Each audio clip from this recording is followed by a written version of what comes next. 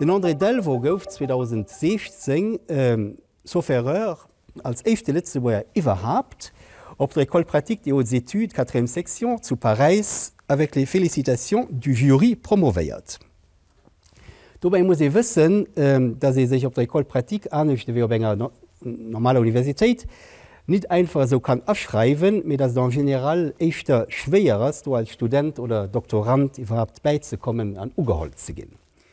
Das macht Plaisir.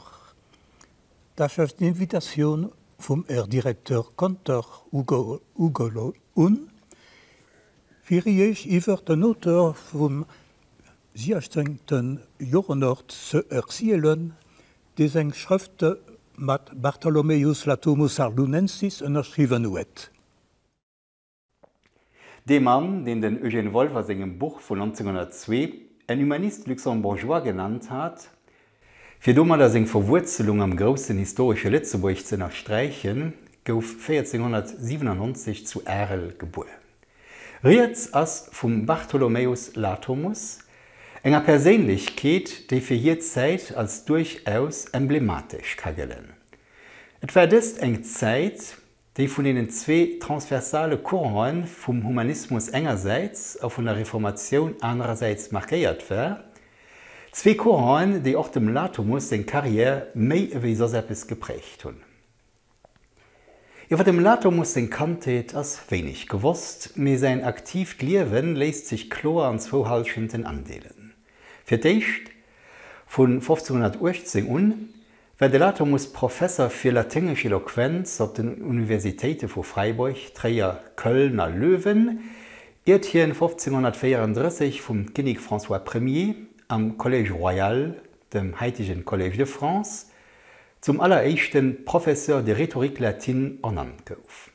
Zu seinen Schülern haben unter anderem spätere so bekannte Leute wie den Ignatius von Loyola, den Jean Calvin, den Pierre de la Ramée und auch den François Rabelais gehört.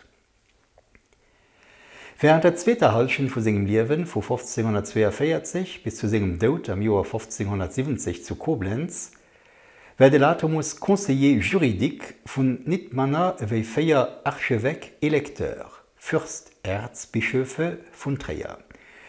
Er war bei vielen wichtigen Gesprächen zum Religionsfrieden dabei, gouf von allen Seiten hoch geschätzt als moderierten Diplomat, als scharfsinnigen Jurist und als gebildeten, durchaus undogmatische Kontroverstheolog. Den André Delvaux begleitet in seinem Buch den Latomus auf alle Stationen von seinem Leben. An einer Reihe von Annexen lässt hier sein Protagonist auf über 300 Seiten auf französischen Übersetzungen selber zu Wort kommen. Wir hören heute in anderem ihr repräsentatives Choix von diesen Exträen und es geht los mit engem vom Latomus seinen ersten Gedichten. Am September 1522 wurde der protestantische Condottiere Franz von Sickingen Trier belagert. Er wollte, dass die Bevölkerung ihm den Klerus mit all seinen Gitter ausliefern. Mit Volk war damit nicht d'accord. Er hat sich mit Henner Face gegen dem von Sickingen seine Forderungen gewehrt. Von denen, die auf der Trierer Seite gegen ihn gekämpft haben, war justement der Latomus, den er Versen erzählt, wie er bei der Verteidigung von der Stadt dabei war und dabei seine echten Erfahrungen an den Waffen gemacht hat. Moi-même, qui jusque-là m'étais consacré aux muses paisibles et adonné au loisir des études dans la quiétude de la paix, n'ayant aucune expérience des guerres et des pouvoirs de Mars, si ce n'est par ce qu'en dit le talent des poètes et les combats fameux dont parlent les livres. Du fer qui m'inspire un frisson d'effroi, je me ceins les membres, hors d'usage et rouillé de toutes parts, une cuirasse lourde de 3 lamelles d'airain qui traînait au sol. Criant de joie, je la saisis. Ayant trouvé des armes, je les suspends aux épaules mal aguerries, et poitrine et flancs, je les enserre de plaques de métal rugueux, et j'empoigne de la droite la lame cruelle, et osant me couvrir, qui l'eût cru, d'un casque rigide, je me mêle plein d'ardeur au milieu des corps de troupes. Il me plaît de me tenir à leur côté et d'entendre le cliquetis incessant des armes et le fracas des bombardes. Il dépend de l'été de sauvegarder la vie, de protéger les foyeux familiaux, toits accueillants, ou de périr ensemble d'un cœur radieux et avide, de se jeter en plein feu dans la bataille. Das Erfahrung hat ihn zu 2 anderen Gedichter inspiriert, über d'Artillerie, unter dem Titel Bombarda. Laat me lo op Französisch weiter zu schwätzen. À la différence de beaucoup d'humanistes de son temps, Latomus provenait d'un milieu modeste. Son père, Heinrich, était maçon, probablement un petit entrepreneur associé avec un charpentier. De là vient le nom que Barthélemy se donna, Latomos en grec, tailleur de pierre, Latomus latinisé. Car il n'y avait pas de nom de famille, comme la plupart des gens du peuple. Sa naissance le ne prédestinait donc guère à un avenir hors du commun. Mais la chance lui sourit et il sut l'exploiter. Optimiste jusque dans les revers, il savait ce qu'il voulait et comment s'y prendre, notamment en dédiant ses œuvres à des personnalités. Il se hissa au rang des humanistes reconnus, où il compta des amis parmi les meilleurs. Erasme de Rotterdam, Guillaume Budet de Paris, Philippe Melanchthon de Wittenberg. On l'appréciait pour son ouverture d'esprit, sa jovialité et une bonne dose d'humour. C'est ainsi qu'il termina un gros ouvrage sur la rhétorique par une notice sur le rire, des risous, car l'humour est un bon moyen de retenir l'attention des auditeurs et des lecteurs. Et dans ses poèmes, il ne s'y priva pas de bien rire de la société et de lui-même. Au XVIe siècle, plusieurs érudits de langue germanique enseignaient à Paris, où leurs publications étaient prisées, et nombreux étaient les étudiants de la nation allemande, comme on disait. Latomus fut l'un de ces humanistes du Nord qui ont contribué à la réforme des études à l'université et ont eu un impact positif sur l'humanisme en France. Car en Allemagne, la nouveauté avait une longueur d'avance. À l'université, les novateurs furent bien accueillis et mieux acceptés, et les programmes d'études ont été rapidement mis à jour. C'est dans ce milieu que le mouvement luthérien est né. Latomus est un spécialiste de l'interprétation de la langue des textes, et dans ce domaine, c'est un pionnier. À Cologne, en 1528, il fut le premier à publier un commentaire sur un discours de Cicéron, la Mélonienne, et l'un des tout premiers en Allemagne, même avant Melanchthon. Sa façon directe d'aborder un texte d'auteur lui valut d'emblée un certain succès auprès des étudiants. Mais, soucieux d'approfondir les bases de sa pédagogie, Latomus s'intéressa aux travaux du grec Georges de Trébizonde et du néerlandais Rodolphe Agricola, qui ont contribué à l'essor d'une rhétorique alliant logique et éloquence. Il avait lui-même sur le sujet des idées claires qu'il exposa dans ses manuels, la Summa et l'Épitome. Tout comme Erasme, Latomus percevait les besoins de la société de son temps et la nécessité de repenser la rhétorique traditionnelle. Et pour répondre aux devoirs de l'éducation en un monde qui n'était plus celui de l'Antiquité ni du Moyen-Âge, il a conçu, dans la somme de l'art oratoire, un nouveau genre didactique, c'est-à-dire un protocole humaniste pour transmettre le savoir, discerner les sujets d'actualité et interpréter la pensée d'autrui. Or, un discours se construit avec méthode. Là-dessus, Latomus a écrit un digeste, l'Épitome, ou abrégé de la méthode. Là-dessus, pour composer un discours valable, il faut associer deux démarches complémentaires. Chercher les termes appropriés pour développer un sujet choisi, l'invention des lieux communs, et agencer les arguments aptes à convaincre, la dialectique. Mir locheren Lova den Latomus vum absolut notwendig geht, vun enger bewährter Methode as engem Buch Epistome geschrieben huet. J'ai connu de ces autodidactes et beaucoup de gens qui parlent d'abondance, et je ne pense pas que quelqu'un qui ait tant soit peu exercé quelque activité dans les affaires soit aussi borné et dépourvu de qualité qui ne puisse comprendre d'ordinaire ce que d'autres ont dit correctement et exprimer lui-même sa pensée simplement et clairement. Mais en vérité, je ne connais personne qui pourrait le faire avec une démonstration et un jugement parfait, c'est-à-dire celui qui pourrait renfermer une question quelconque, à supposer qu'elle ne soit pas évidente, dans un discours ample et complexe, qui pourrait discerner les probabilités et les arguments, les ramener à leur source et y reconnaître ce qui s'y rapporte, quelqu'un qui pourrait alors attribuer à chaque élément le bon ordre et la disposition dans l'exposé, l'emploi des termes convenables et des ornements du style imagé, la bonne mesure et l'attitude appropriée dans la façon de s'exprimer, par le débit, par le geste. Que dis-je ? Quelqu'un qui en serait réellement capable et très habilement. Non. Non.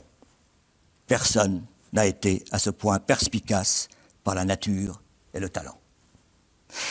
Qu'il puisse se flatter d'avoir jamais réussi sans méthode ni construction et ni instruction. De là vient que je m'étonne d'autant plus que de l'indifférence de la génération qui nous a précédés. Ou plutôt de l'ignorance d'époques très décadentes qui permit à des gens inexpérimentés et maladroits de mettre sans dessus-dessous presque toutes les connaissances par l'indigence et l'altération des arts dialectiques rhétoriques. Pourtant, il ne s'est trouvé personne, ou tout au plus qu'un petit nombre de gens qui ait diagnostiqué la cause d'un si grand malheur, ou si d'aventure il avait été au courant, qui ait été d'avis qu'il faudrait s'en remettre à un conseil judicieux et réfléchir pour améliorer cette situation. C'est ainsi que toutes les lettres humanistes, ou peu s'en faut, étaient bannies des écoles.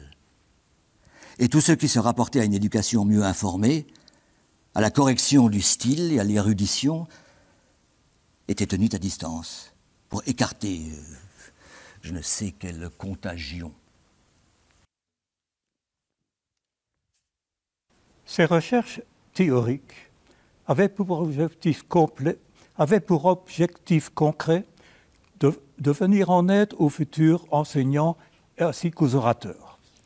Dans ce but, Latomus a mis au point un procédé original en analysant les grands discours classiques, l'artificium dicendi, une technique quasi artisanale qui consiste à prendre un texte à bras-le-corps, à l'ouvrir comme au bistouri pour scruter les procédés mis en œuvre, repérer les étapes de l'exposé, dégager la suite des idées et les liens entre tous les éléments.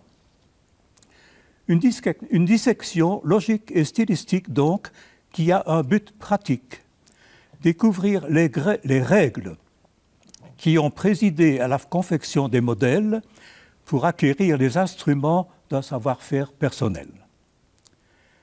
Si Latomus ne fut pas le seul à pratiquer ce genre d'exercice, il s'en fit une spécialité où il se distingua parmi ses pairs. Il a ainsi commenté 23 plaidoiries de Cicéron, ainsi que Tite-Live, Horace et Terence. On peut s'étonner qu'il n'ait retenu aucun texte chrétien. Il s'en est expliqué dans le discours d'installation à la chaire d'éloquence à Paris, où il prône les studia humanitatis, les études qui rendent plus humains. Après un plaidoyer pour l'application des méthodes philologiques à la Bible, Latomus définit la nature de la formation qu'il préconise. Pour lui, Tous les textes, religieux ou profanes, même païens, valent la peine d'être scrutés pour leur part de vérité. Une prise de position qui est la réponse humaniste au rapport ambivalent des érudits chrétiens avec la culture antique. Celle-ci avait longtemps éveillé de la défiance, voire de l'hostilité, comme expression du paganisme. La Thomus, qui reconnaît la valeur des lettres divines, a choisi de se concentrer sur l'étude des lettres humaines.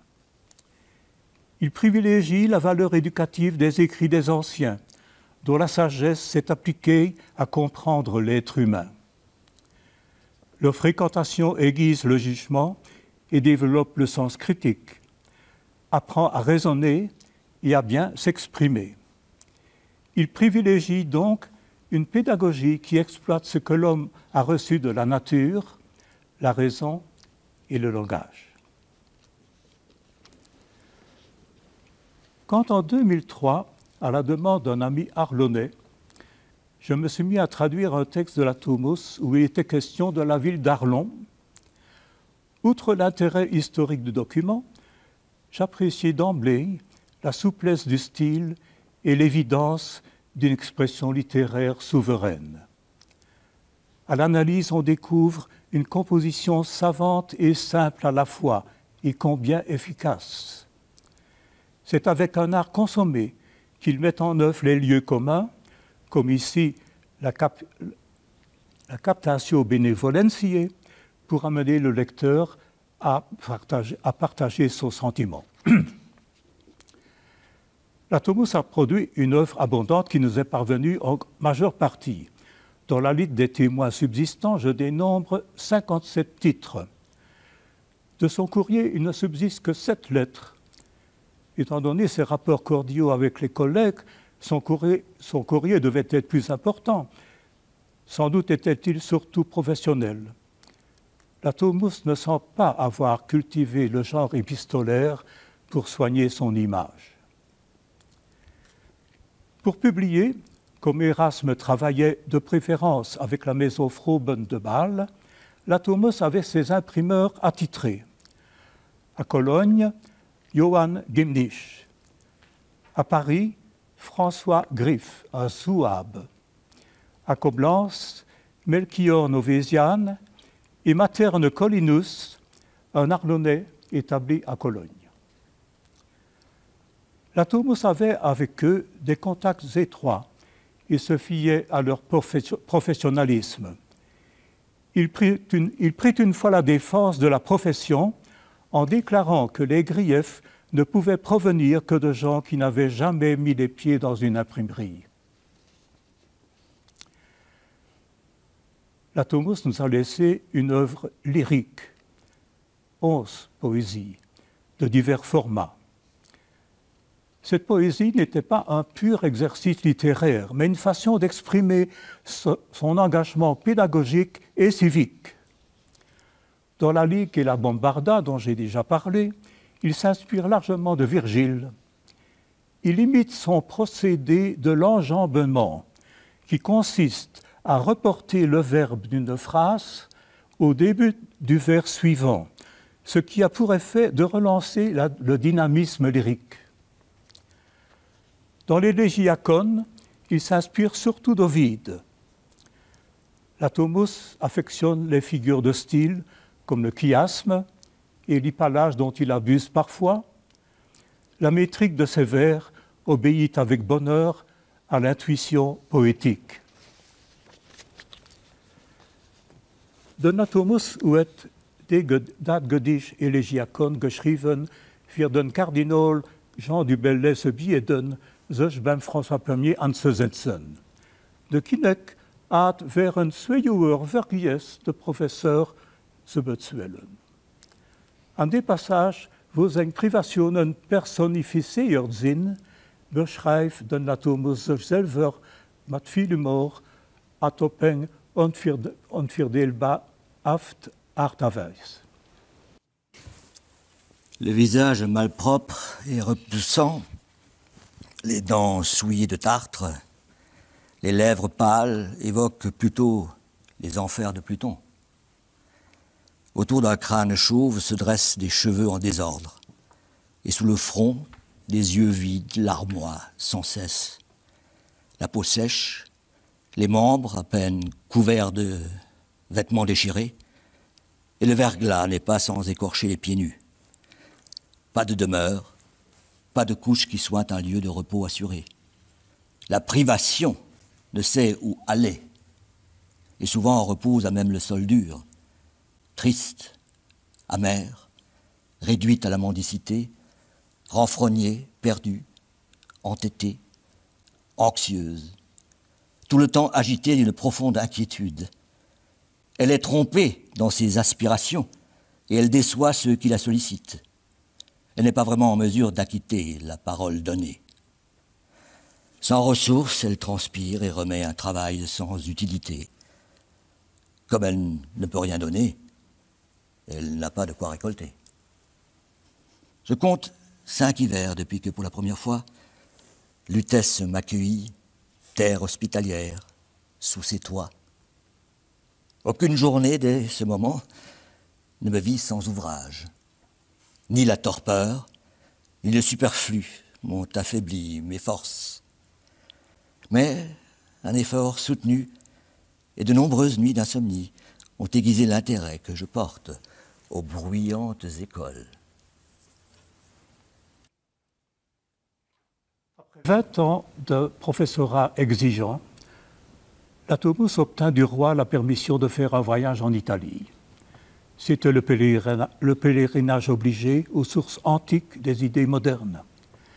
Arrivé à Bologne, il écrivit à son grand ami Jean Sturm, acquis aux idées de la réforme luthérienne, pour partager ses craintes sur la situation en Allemagne. Loin de traiter des questions théologiques, il y prend position sur les difficultés politiques et plaide pour l'unité de l'Empire et de l'Église, indissociable à ses yeux. Parvenu à Rome, l'état matériel et moral de la ville éternelle lui causa une indicible déception. Il partit alors en faisant un détour par Strasbourg. Avec Sturm, il prit part au premier colloque religieux officiel qui se tint à Haguenau. De retour à Paris, il reprit ses cours en donnant une conférence sur le voyage. Le cardinal du Bellay le nomma secrétaire particulier, mais en 1541, il fut contacté par un ami, fraîchement élu archevêque électeur de Trèves, Johann Ludwig von Hagen. Venant d'un bienfaiteur, la proposition était bienvenue et pour le juriste intéressante. Latomus quitta donc l'enseignement pour s'occuper des affaires de l'État sous 4 électeurs successifs de Trèves comme conseiller juridique. Il se maria alors avec Anna Sieglins, la fille d'un drapier d'Andernach, et reçut en rente viagère une belle résidence au cœur de Coblence, que j'ai retrouvée. Dans ce nouveau rôle, Latomus accompagna son prince aux dièses impériales, où le péril turc et les guerres avec la France étaient à l'agenda, et aux colloques religieux où l'on traitait des questions posées par le mouvement protestant. Il fut bientôt chargé de répondre aux libelles rédigés par des théologiens luthériens et calvinistes. Pour ce faire, il étudia la théologie avec l'aide de spécialistes. Dans ces réparties, on remarque que Latomus est bien documenté et se pose des questions très sincèrement. C'est ainsi qu'il fit à ses interlocuteurs une proposition hardie pour un concile libre et ouvert. Il voulait nouer avec eux un dialogue serein, guidé par la raison et le droit. Il préférait le débat d'idées aux disputes stériles. Mais ces polémiques étaient souvent virulentes, comme les disputes entre humanistes d'ailleurs. Dans une correspondance de Latomus avec un réformé, j'ai relevé une anthologie de noms d'oiseaux, tantôt facétieux, tantôt acidulés, dans la plus pure tradition de l'invective, dont Cicéron lui-même se servait pour dégrader le dictateur Marc-Antoine afin de vaincre la tyrannie. Am Joer 1559 zu Worms vier Gespräch, als den Latomus dem Calvinisten Pastor von Tübingen Jacob Andreae beginnt, der ihn alle Fuß genannt hat. An engeren wird konnten Latomus net anders wie se spassen iwwer dessen seg ongeniert Haltung am priedisch Stuhl. Nous étions tu t'en souviens, au colloque de Worms où nos théologiens, ou plutôt les vôtres, prenaient la parole, au milieu d'un grand concours de peuples, car de partout, comme cela arrive en pareille occasion, les citoyens, les étrangers affluaient. Alors, toi, en vue de mettre notre doctrine à l'épreuve, ou plutôt de mettre votre doctrine en avant, profitant de cette opportunité, tu t'es avancé jusqu'au premier rang du public et tu es monté à la tribune. Mais dans quelle tenue? Une belle tenue, assurément, mais très distinguée. Mais pour un théologien, moins séante que ne méritait un tel lieu en une pareille circonstance. Si du moins tu avais prononcé une parole en rapport avec la majesté de l'endroit. Non. Mais, enfin, non mais, quelle tenue! Je n'invente rien.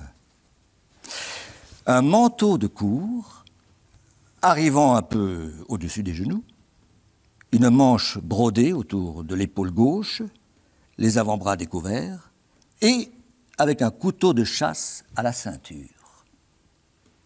C'est vraiment étonnant que tu aies laissé à l'auberge ce ridicule chapeau pointu à large bord que tu t'étais coiffé quelques jours auparavant.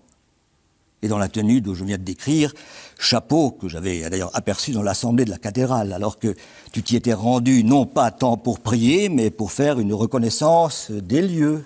Hein? Ah oui, une attitude telle que la postérité, si jamais un écho lui en parvient, ne pourra en croire ses oreilles, ni ses yeux d'ailleurs. À Paris, Latomus avait été attiré par le mouvement évangélique français, fondé par l'évêque Brissonnet de Meaux et Jacques Lefebvre d'Étaples, qui prônait un retour à l'évangile pour un renouveau de l'Église. Ils prisaient leur piété christocentrique. Il assista au sermon du carême de Gérard Roussel au Louvre, en présence de la reine Marguerite de Navarre. Et il confia son enthousiasme à Mélenchon. Ce dernier, 30 ans plus tard, au détour d'un beau compliment, estima que Latomus avait été plus convaincant comme professeur de lettres qu'il ne l'était devenu comme théologien. Et maintenant, je laisse à Erasme le soin de vous dire ce qu'il pense de Barthélemy Latomus. De Latomus à den Erasmus sind sich zweimal beginnt. 1518 zu Freiburg in Breisgau, 1521 am Elsass. Erasmus het koers drop geschrieben, NRW gouf euch von Bartholomäus Latomus begleet, bemerkenswerten jonge Mann durch sein Charakter als een open Erstellung. Am Jahr 1535 zu Basel op segem Stiefbrett, où de Latomus nach Kraft fand, für ihn zu entwerten. La bienveillance, mon cher Latomus, celle qui tient aux occasions de rencontre et dépend de la chance, a tendance, lorsque les circonstances évoluent en sens contraire, ou bien à se refroidir, ou à mourir lentement. Quant à moi, ce qui m'a attaché à toi, ce n'est ni la beauté, ni la fortune, ni la condition sociale, mais la compétence intellectuelle, la franchise du caractère et la simplicité du genre de vie. qualités qui, aussi vraies qu'elles sont propres à l'homme et permanentes en lui, font naître une amitié durable. À présent que je vois clairement épanouies ces qualités que j'ai un jour aimées en toi, il est juste que grandisse encore la faveur que je te porte. J'ai beaucoup apprécié ton discours.